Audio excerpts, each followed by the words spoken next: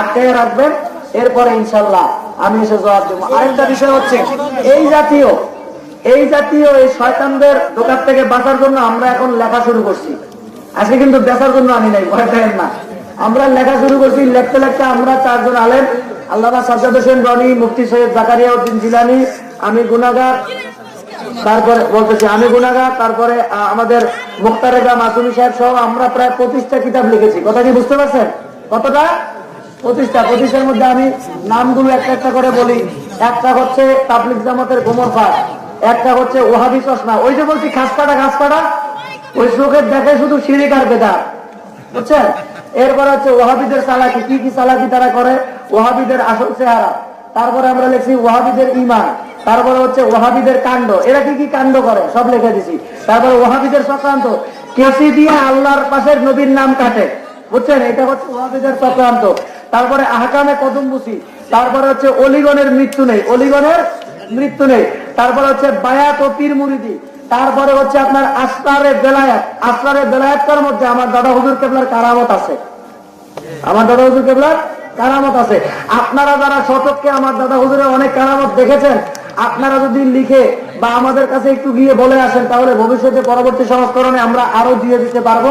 আশা করি আপনারা এই সহযোগিতাটা আমাদেরকে করবেন।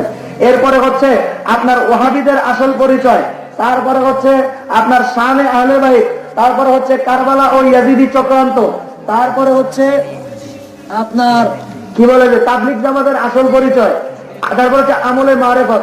এই কিতাবগুলি আমরা লিখেছি, এগুলা বিক্রি করার জন্য এখানে আনি নাই। সৌজন্য কপি এক সেট আমাদের রাকিব হুজুরের কাছে রেখে গেলাম, আপনারা সবাই এখান থেকে নিয়ে পড়বেন, আবার আপনারা দিয়ে যাবেন। আর যদি আপনারা এটা খরিদ করতে চান, তাহলে আপনারা ঢাকা সেখান থেকে পাবেন, বা রাকিব হুজুরের সঙ্গে যোগাযোগ করে ওখান থেকে নিয়ে যাবেন। ও 21শে বই মেলাতেও আপনারা এই বই পাবেন ইনশাল্লাহ। আমরা সব কোমর ফাঁস করে দিয়েছি, লুকানোর কিছু নাই। বইগুলো মুখস্থ করবেন, আপনারাই জবাব দিতে পারবেন ইনশাআল্লাহ। জোরে বলুন ইনশাআল্লাহ। আমার আলোচনা যদি আবারও বলছি, যারা নবী ওলির পক্ষে আছেন, আমার এলাকাবাসী আপনারা কষ্ট পাইলে ক্ষমা করে দিবেন। তবে নবী ওলির দুশ্মন যদি আমার এলাকারও কেউ হয়, যদি আমার এলাকা তো নাই নবী ওলির দুশ্মন সচরাচর, তারপরে যদি থাকে, এরা যদি কষ্ট পায়, আমার কিছু আসে যায় না। এই বলে আমি আমার আলোচনা শেষ করছি।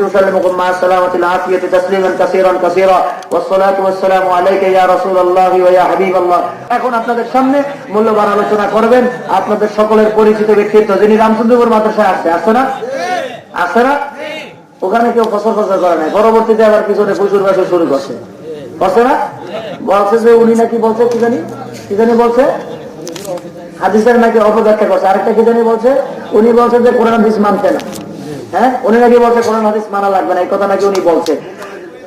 উনি বলছে মোকাল্লাফের কথাটাকে অপব্যাখ্যা করছে। যাই হোক, ওনার নিজের মুখ থেকে আপনারা শুনবেন। আমি বিদায় নিচ্ছি। আসসালামু আলাইকুম ওয়া রাহমাতুল্লাহি ওয়া বারাকাতুহু।